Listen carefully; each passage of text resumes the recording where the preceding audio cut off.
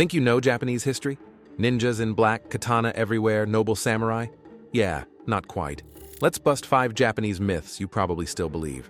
Number 1, ninjas wore all black outfits and threw stars everywhere. When you picture a ninja, you probably see the same thing everyone else does. A shadowy figure in all black, face covered, silently leaping across rooftops and throwing shuriken like it's a Naruto episode. Well, turns out that version of a ninja owes more to kabuki theater, a classical form of Japanese drama, than actual history. The all-black outfit? That wasn't a standard ninja uniform, it was a stage trick. In traditional Japanese kabuki performances, stagehands wore black to be invisible to the audience, and when ninja characters started appearing in plays during the Edo period, they adopted the same look. It helped sell the idea of stealth to the crowd, but in real life, wearing jet black at night actually makes you more visible than you'd think. Dark blue, brown, or even gray is far better for hiding in the shadows. Real ninjas knew that. They dressed like farmers, monks, merchants, whatever helped them blend in, because the key to being a successful spy? Not looking like a spy. And those throwing stars? Sure, shuriken existed, but they were more like tools of distraction than lethal weapons. Think of them as the pocket sand of feudal Japan. Actual ninja tactics were based on espionage, sabotage, and intelligence gathering, not flashy backflips and smoke bombs. Though yes, some smoke bombs did exist, but they were rare and not exactly Usopp level. Historian Stephen Turnbull, one of the foremost Western experts on Japanese military history, points out that ninjas, or more accurately, shinobi, were often recruited from lower samurai classes or peasantry and trained specifically for tasks like infiltration and surveillance, especially during the Sengoku period when warlords were desperate for an edge. And let's not forget, ninjas weren't some massive hidden order like the Jedi Council. There was no Grand Ninja Academy. Most ninja clans were loose networks of families or mercenaries, particularly in regions like Iga and Koga, who built reputations over time for their covert skills. So no, ninjas weren't flipping around in black jumpsuits every night, flinging shuriken like confetti. They were way more subtle, way more strategic, and probably looked more like a rice merchant than a comic book hero. Number 2, the samurai always followed Bushido honorably. Ah yes, the samurai, those noble katana-wielding warriors of feudal Japan, always living and dying by a strict code of honor called Bushido, right? Well, not exactly. Let's clear this up. First off, what even is a samurai? In short, they were the military nobility of pre-modern Japan, serving powerful feudal lords called daimyo. They weren't just sword swingers in fancy armor. They were administrators, tax collectors, landowners, and yes, warriors. Think military elite with political ambition, not just Zen poet with a blade. Now, about that code of honor, the famous Bushido, the truth is, this idealized version of Bushido, full of loyalty, self-sacrifice, and never flinching in the face of death, was shaped centuries after the height of the samurai's power, particularly during the peaceful Edo period, 1603 to 1868. That's when Japan was more concerned with order and moral ideals than actual warfare. So Bushido became more of a moral philosophy than a battlefield rulebook. Back in the real gritty days, say, the Sengoku period, 1467 to 1600, which was basically a non-stop civil war, samurai were more focused on surviving, gaining power, and protecting their clans, often through betrayal, backdoor deals, and brutal politics. A samurai might swear loyalty one day and switch sides the next if it meant securing better land or more influence. Loyalty was negotiable. And honor? Well, it depended on who was writing the story. In fact, the idea of Bushido as we often hear it today was heavily shaped by works like Hagakure and Bushido, the Soul of Japan, both written after the samurai era was already fading. It's a bit like imagining medieval knights always followed chivalry to the letter. Sounds noble, but reality was way messier. Number 3. The katana was the most used weapon in Japanese warfare. Let's talk about one of the most iconic symbols of Japanese warriors, the katana. You know, that perfectly curved, razor-sharp sword you see in every movie, anime, and museum exhibit. It screams samurai, right? But here's the twist.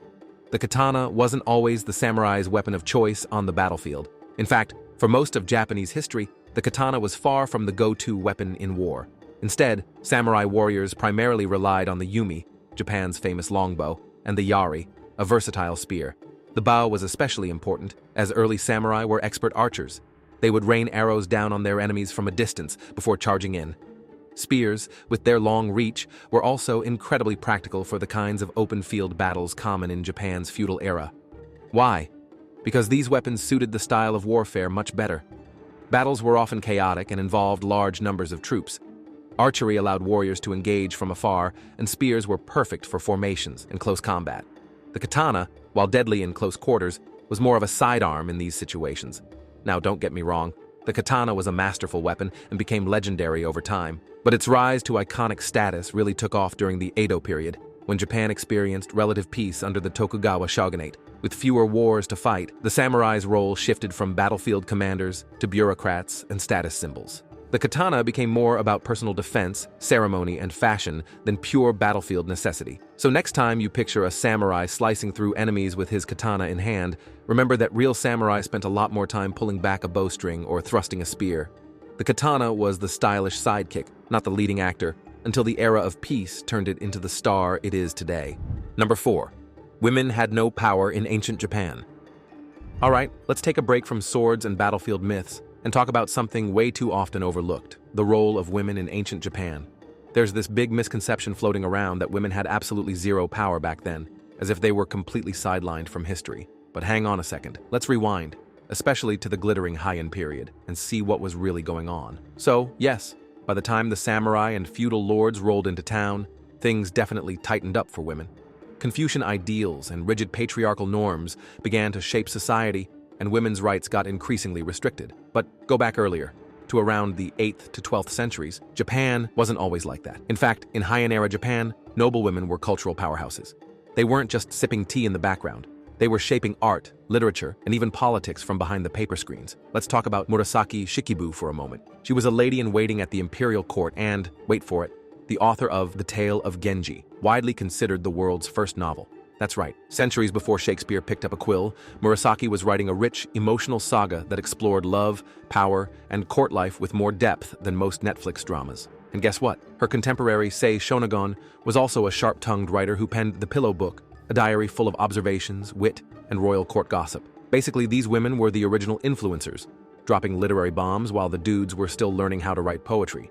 And it wasn't just literature. Early Japanese history includes powerful empresses like Empress Suiko and Empress Kogyoku, who reigned twice under different names.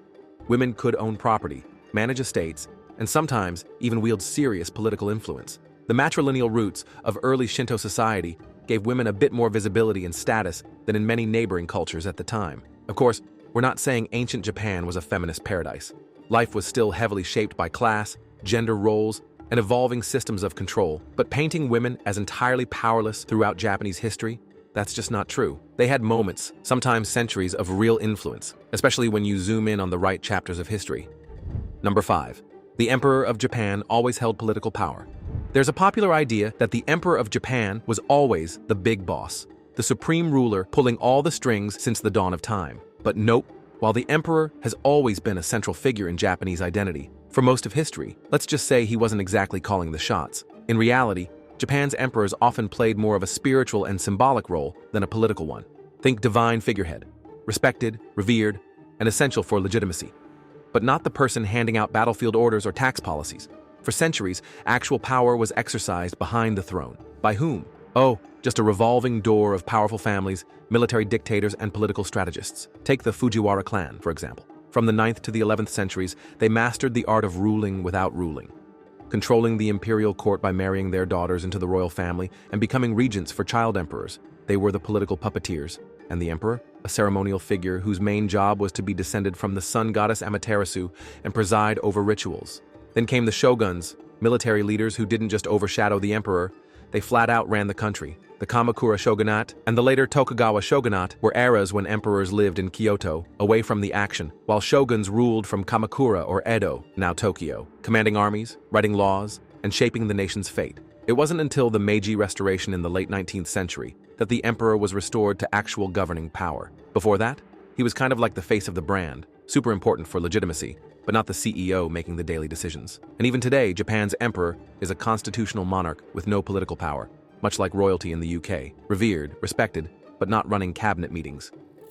History's full of surprises, so if you're into myth-busting and unexpected facts, don't forget to like, share, and subscribe. More truth bombs coming your way.